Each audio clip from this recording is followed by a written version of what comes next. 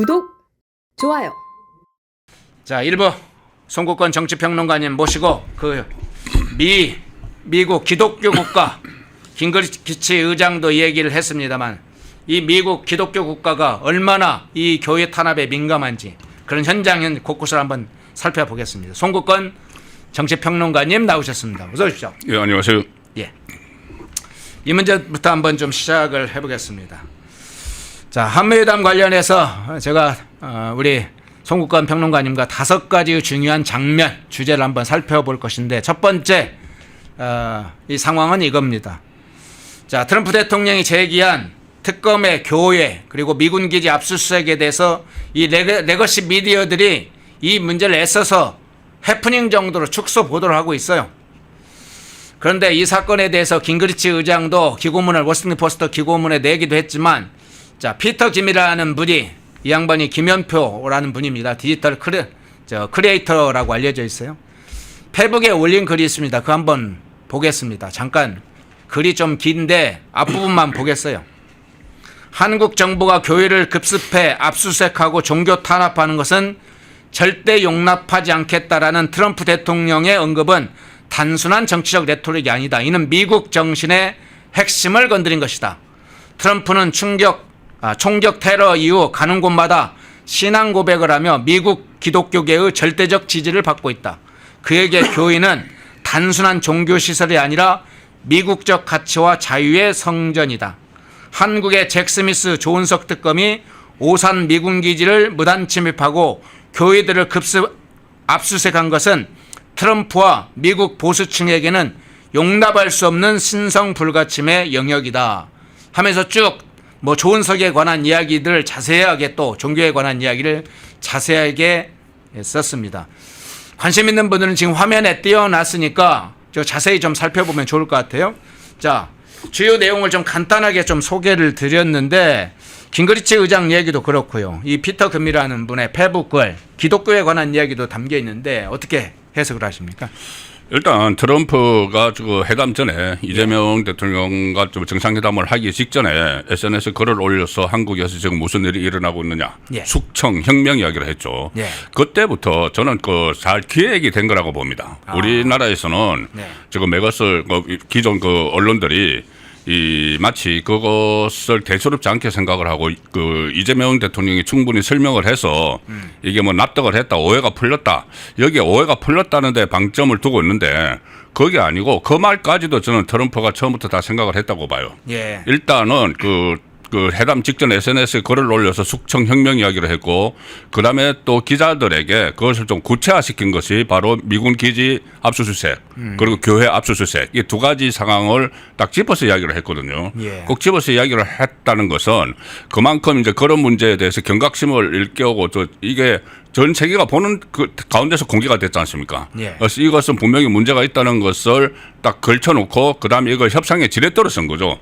그것이 지금 용산에서나 이야기하는 것을 보면은 이런 식입니다. 이번 회담이 성공적이었다. 그런데 왜 성공적인가? 트럼프가 화를 안 냈다. 트럼프가 화를 낼 것을 이 극찬하고 아첨을 해서 AP통신의 표현입니다. 극찬과 아첨을 했다. 그걸 해서 회담을 분위기를 원만하게 이끌어갔다. 그래서 이 회담이 성공적이라는 이야기예요. 내용은 없습니다. 내용은 없고 트럼프가 화를 안 냈기 때문에 그때 젤렌스키처럼 쫓겨나지 않았기 때문에 이재명이 백악관에서 쫓겨나지 않았기 때문에 성공한 회담이다 이렇게 이야기를 하는 거예요. 그런데 이것을 전부 다 저는 기획한 것이 트럼프라고 보는데 이런 문제를 제기를 함으로 해서 다른 어떤 어떤 경제적인 통상이나 이런 문제에 대해서 이의를 제기하지 못하도록 만들어버린 거예요. 그 상황이라면은 이 문제가 지금 트럼프가 여기에 대해서 오해가 풀렸다고 이야기를 했지만은 그것도 정치적인 레토릭이고 실제로는 이 문제가 그대로 지금 남아 있는 거죠. 남아 있어서 그리고 이게 또 현재 진행형입니다. 지금 교회와 미군 기지에 대한 압수수색을 이야기를 했지만은 특검 활동이 지금 계속되고 있잖아요. 계속되고 있어서 또 앞으로 어떻게 나갈지도 모르고 기간도 연장한다고 하니까 이거는 계속 진행 중인 상황이고 이거는 언제든지 미국에서 다시 이 문제를 삼을 수 있는 그 방향으로 가고 있다고 봐야 되는 거죠.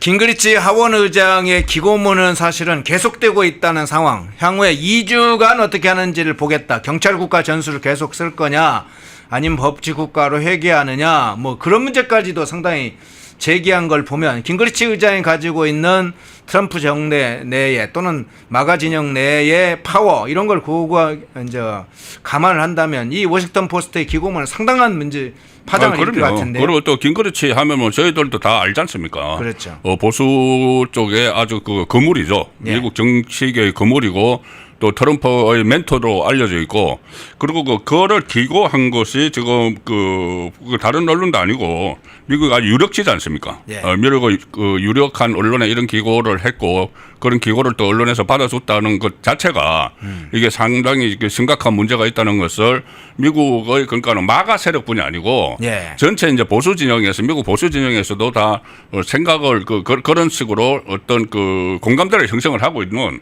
그런 상황을 보였고 그것이 또 지금 일단은 됐으면 몰라도 계속 진행이 될 것이기 때문에 앞으로 이것이 한미 관계에 또 새로운 계속 핵심 변수로 등장을 하는데 이걸 트럼프 행정부에서는 어떻게 보면은 좀 교묘하게 우리 입장에서는 손해를 많이 보지 않습니까? 예. 그래 이제 그 이재명 정부의 그런 뭐 인권 문제나 아니면은 무슨 뭐 특검을 몰아치는 이런 걸로 인해서 거기에 발목이 잡혀서 딱 덜미가 잡혀서 다른 걸 얻어내지 못하잖아요. 미국하고 협상해서. 그러니까는 어떤 지금 이재명 정부의 특검이나 이런 것 때문에 다른 협상에서 가령 예를 들어서 뭐 투자액 같은 것도 예. 이번에 가서 또 1,500억 달러 더 투자하겠다고 약속을 하고 왔지 않습니까? 그랬죠. 그런 분들도 있고 농산물, 농축산물과 소고기하고 쌀 문제도 이번에 확실히 매듭을 못 짓고 온 것 같아요. 예. 그런 문제들을 다 살펴보면은 이게 국내 정치 문제 때문에 우리 그 대기업이 어려워지는 그런 결과적으로는 그런 상황을 맞게 됐는데 그게 이제 계속 진행형이라는 게 더 큰 걱정거리가 되는 거죠. 예. 자, 앞서서 깅그리치 의장과 피터 김의 글을 통해서 이 기독교 국가의 미국의 영년을 건드린 상황을 지금 살펴봤습니다. 단순한 정치적인 어떤 잠깐의 문제가 아니라 근본적인 문제로 지금 보고 있는 겁니다. 자, 그런데 또 다른 장면. 자, 두 번째 장면을 한번 넘어가 보겠습니다. 강훈식 비서실장이 급히 미국으로 갔다. 급한 방미를 하게 됐다. 이것에 관해서 그간에 이제 몇 차례 분석이 있었습니다. 근데 이 점을 좀 한번 살펴봐야 될 것 같습니다. 한미회담 직전에 트럼프 대통령이 숙청혁명 압수수색 이런 메시지를 이제 던졌을 때 강훈식 실장이 급히 백악관에 바로 들어갔어요. 회담 약 2시간 남겨놓고 들어갔습니다. 글을 쓴 지 1시간 만에 백악관에 들어가서 수지 와일스 비서실장을 면담을 했고 관련된 이제 그래서 내용이 있습니다. 면담 내용이 일부만 알려지고 있는 것 같아요. 그런데 이것과 더불어서 강훈식 비서실장이 이런 이야기를 했어요. 트럼프 대통령의 신뢰를 받는 수지 와일스 비서실장과 한 라인을 구축하기로 했다. 이게 좀 중요한 포인트 같은데 왜 비서실장 간에 별도로 한 라인을 구축하는 것이냐. 뭐 외교부, 국무부 간에 한 라인, 국방부 간에 한 라인 이런 것들이야 대체로 이제 국가별로 있는데 비서실장 간에 한 라인을 구축하기로 했다. 어떤 의미로 해석을? 그러니까 이게 예. 어떻게 보면은 그 이재명 정권의 이 특검에 대한 그 리스크가 있지 않습니까? 예. 미국에서 이렇게 조치하고 있는 그 리스크를 관리하기 위한 한 라인이 되는 거죠. 이렇게 되면은. 아, 그렇습니까? 그러니까 정치 문제를 관리하는 정치 문제를 거예요? 관리하는 거죠. 아. 그러니까 지금 뭐 트럼프 대통령이 이야기했듯이 뭐 숙청 이런 인식을 가지고 있는 그 문제를 관리하기 위한 거고 이 지금 그 전에 이 강훈식 비서실장이 갑자기 미국으로 갔을 때 다들 의아해했죠. 예. 의아해서 저도 뭐 청와대 계셨고 저도 이제 청와대 출입을 오래 했지만은 항상 대통령이 가면 비서실장은 지키고 있어야 됩니다. 그렇죠. 국내를 지키고 있어야 돼요. 어떤 상황이 발생할지 모르니까. 그런데 3명의 실장이 전부 다 갔지 않습니까? 예. 그 중에서 뭐 안보실장하고 이 정책 실장은 뭐 안보 문제는 뭐 주한미군 문제도 있고 하니까 갔고 정책실장은 통상교섭 문제가 있어서 갔다고 하는데 비서실장이 왜 갔느냐? 결국은 정치적인 문제로 간 게 되는 거죠. 네. 이거는 그런 위험성을 그러니까 마가 진영에서 계속 이 문제를 제기를 하고 이게 트럼프 기에 들어가고 했다는 것을 본인들도 낌새를 차린 거예요. 낌새를 차려서 이런 메시지가 나올 것을 예상을 하고 저 마가 진영에 영향력이 있는 저 백악관 비서실장과 이 어떤 그 연을 맺어 놓기 위해서 급히 간 거죠. 급히 갔고 그렇다면은 그 과정에서 그 백악관 비서실장도 수지 와일스 비서실장도 그냥 그 어떤 그러니까 강훈식의 어떤 설득이나 설명에 의해서 거기에 대해서 톤다운을 시켰겠느냐. 이 톤다운 시키는 역할을 했던 것 같아요. 나중에 오해였다 이렇게 이제 발언 나오기까지 만들 것 같은데 뭔가 또 다른 또 반대 급보가 있었을 가능성이 있는 거죠. 반대급부. 그 상황에서 뭔가 반대급부가 우리가 어떤 조치를 하겠다든가. 그렇죠. 그런 게 있었을 가능성이 있는 거죠. 그 조치라는 것이 특검 활동 자제 이런 게 아니고 저 미국의 이익이 되는 뭔가 그 협상 과정에서 그런 게 있을 수가 있고 앞으로도 이 문제가 계속 불거질 것을 예상을 했기 때문에 한 라인을 구축을 해놨다. 그러니까는 이 한국에서 일어나고 있는 이른바 그 우파 진영에서 볼 때는 정치 보복이죠.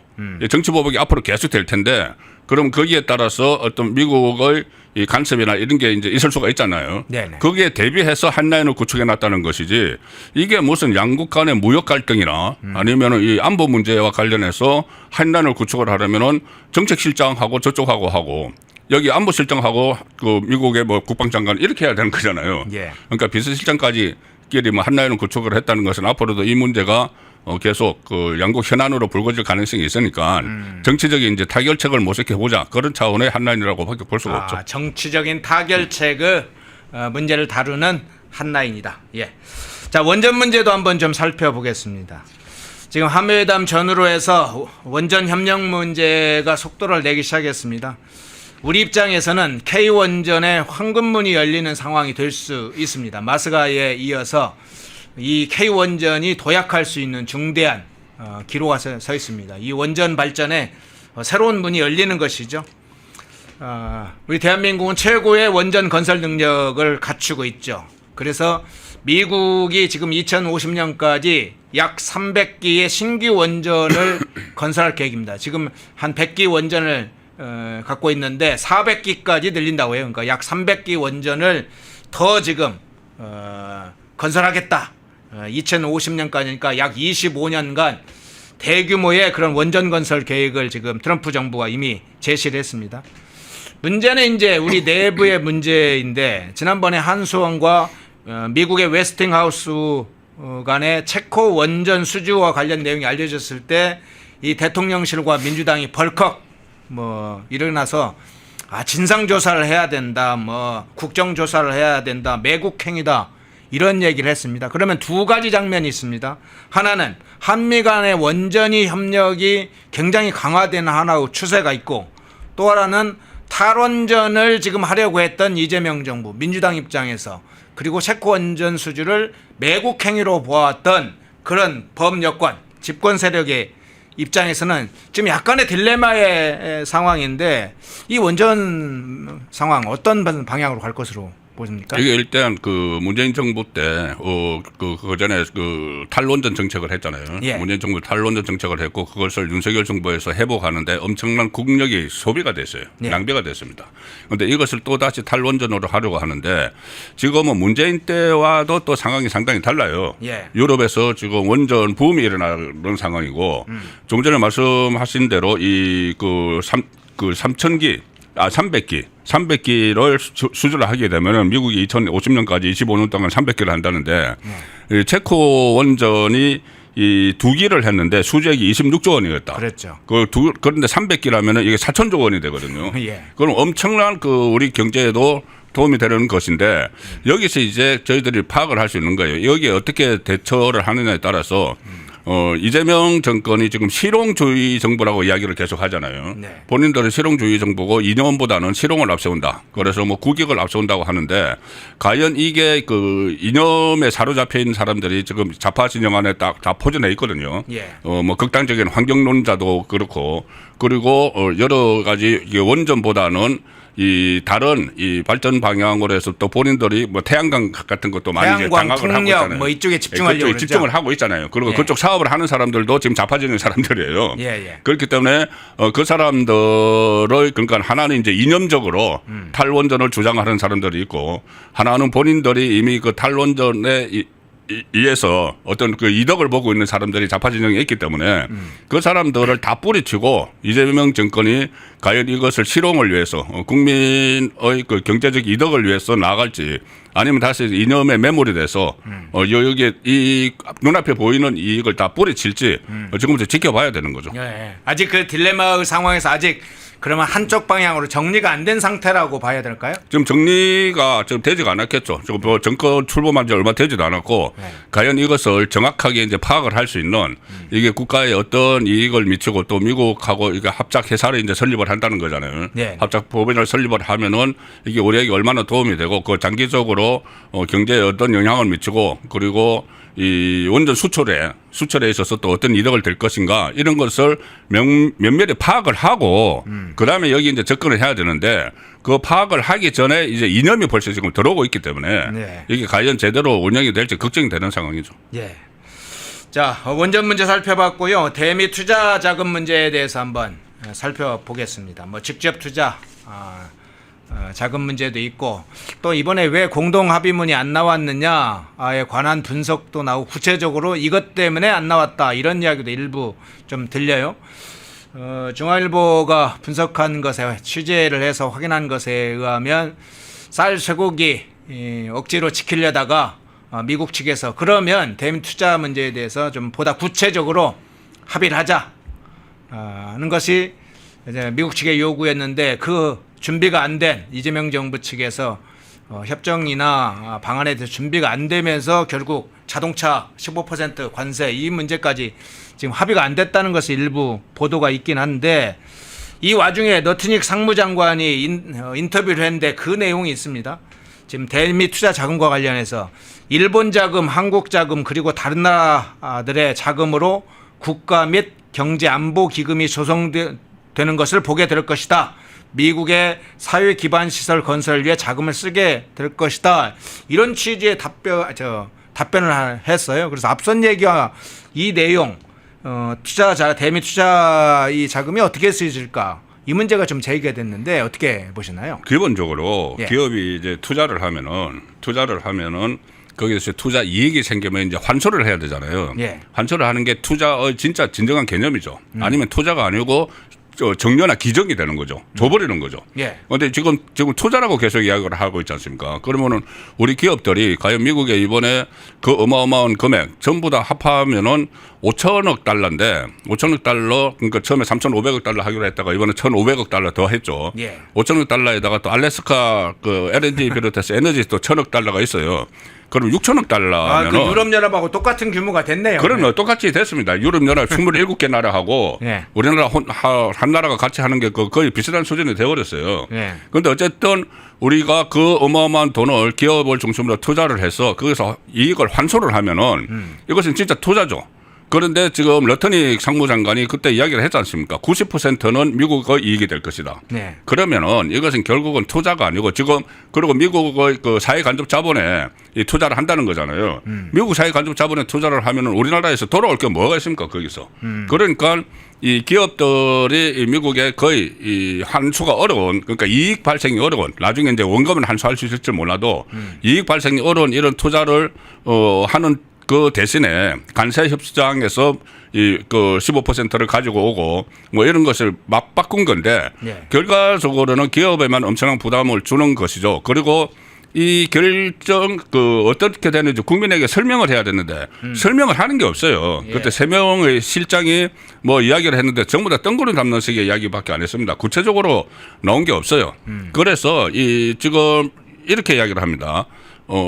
용산 대통령실에서 조금 전에 제가 말씀드렸다시피 이번에 그 협상이 성공적이다. 왜 성공적인가? 트럼프 화를 안 냈기 때문에 이게 성공적이라는 거고 예. 또 하나는 그 강요정 대변인이 좀 황당한 이야기를 했는데 왜 합의문이 없느냐 하니까는 합의문이 필요 없을 정도로 협상이 잘 돼서 합의문이 없다. 그러면 일본은 합의문이 있어요. 일본하고 미국하고 협상이 잘못돼서 합의문이 있는 겁니까?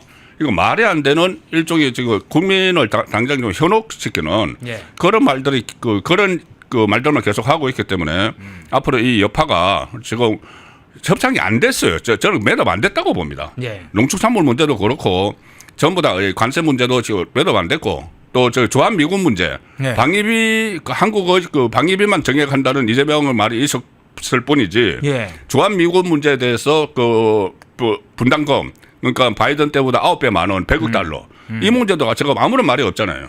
그러니까 거기다가 주한미군 뭐 감축을 하느냐 이런 문제도 다 연결이 돼 있는데 네. 그 문제도 지금 오물쩍 넘겨가고 있기 때문에 이게 계속 부담으로 작용하는 그 결과를 내놓은 거죠. 예.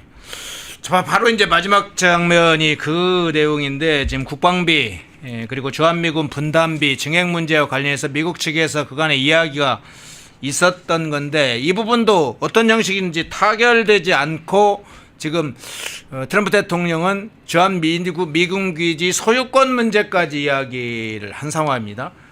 이제 유성락 국가안보실장의 말을 빌리면 이 대통령이 국방비 증액을 먼저 언급했다 이렇게 유성락 안보실장은 이 얘기를 했는데 그거 말고는 아무것도 알려진 게 없습니다. 없어요. 네, 왜 그렇습니다. 이게 진척이 안 되는 건지도 참 의문입니다. 왜 그런가 하면 저는 뭔가를 숨기고 있는 게 아닌가 싶어요. 네. 뭔가 숨기고 있다. 왜 그러냐면은 그때 갑자기 이 외교장관이 이 조현 외교장관이 갑자기 미국으로 막 날아가고 했잖아요.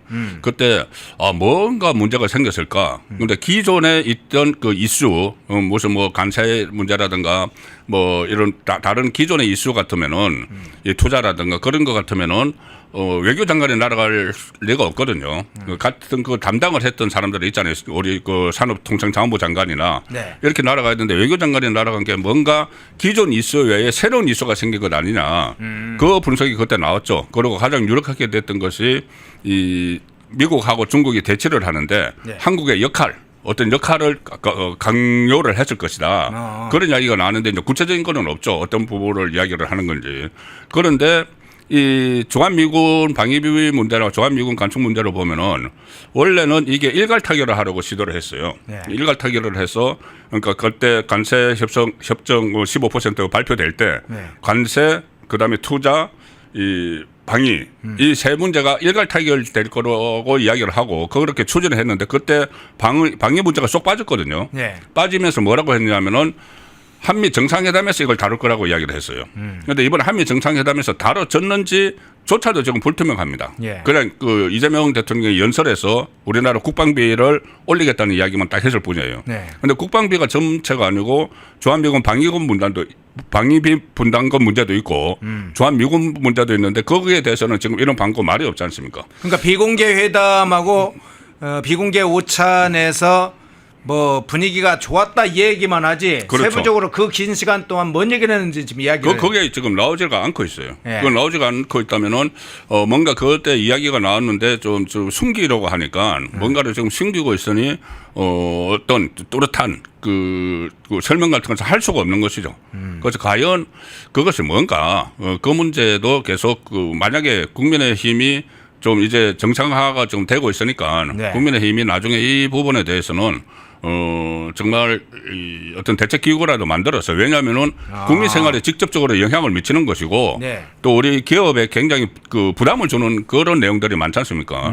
그럼 그 회담에서 또 어떤 이야기가 나왔고 그게 국익에 어떤 영향을 미치는지를 한번 검토를 하는 그 기구라도 하나 만들어야 될 정도가 아닌가 싶어요. 사실은 국정조사감에 가까운 것처럼 느껴집니다. 저거 이제 국정조사를 말하려고 하다가 예. 그런데 외교 문제인데 이게 국정조사가 가능할까 싶어서 예. 대책기구라고 이야기를 했습니다. 그렇군요. 자, 조사가 좀 필요해 보입니다. 뭔가 한미 간의 회담이 이루어졌는데 이재명 정부가 여러 가지를 숨기고 있다. 그걸 공개했다가는 지금 정치적으로 예를 들면 난처한 상황이구나. 국익에 상당한 손해를 끼치는 거냐 하는 것을 숨기고 있다면 그건 명백한 여러 외교적인 차원의 문제를 넘어서는 문제이죠. 우리 국익과 관련된 국가 안보와 관련된 문제가 특히나 연관돼 있으면 더구나 큰 문제죠. 자, 그 문제 먼저 좀 살펴봤고요. 독립, 성장, 역전, 패능경제TV 권미란입니다. 8월 25일 매일 저녁 8시 경제독립 8시 라이브 방송이 시작됩니다. 대형주 블루칩 발굴 전문가 이정호 멘토, 테마 선점 전문가 이주호 멘토, 글로벌 자산 배분 투자 전문가 문서진 멘토, 삼박자 매매 월드바겐헌트 송동현 멘토, 실전 초고수들과 함께 만들겠습니다. 여러분의 투자 라이프를 180도 바꿔줄 경제 라이브, 경제독립 8시, 매일 밤 8시에 뵙겠습니다. 펜앤마이크와 광동이 함께 준비한 초저분자 콜라겐으로 피부 속까지 촘촘하게 관리하세요. 하루 두 알로 피부 보습, 탄력 개선, 체내 흡수에 용이한 저분자 PC 콜라겐, 부원료 또한 탄탄하게 펜앤마이크 TV 단독 할인 1개월분 한 박스에 13,000원, 3개월분 3박스에 3만원. 펜앤마이크 구독자 전용 댓글 상단 할인 링크에서 구매 가능합니다. 전화 문의는 1661-6915, 전화 문의는 1661-6915. 펜앤마이크와 광동이 함께 준비한 머리부터 발끝까지 모든 순간 풍성하게 광동 효모 비오틴 하루 한 번으로 가득 채우는 에너지 600mg 맥주 효모 함유 목 넘김 좋은 알약 타입 펜앤마이크 TV 단독 할인 1개월분 한 박스에 15,000원, 3개월분 3박스에 35,000원. 펜앤마이크 구독자 전용 댓글 상단 할인 링크에서 구매 가능합니다. 전화 문의는 1661-6915, 전화 문의는 1661-6915. 펜앤마이크에서 추천하는 영상도 보고 가세요. 다른 영상도 즐기시려면 구독 버튼을 꼭 눌러주세요.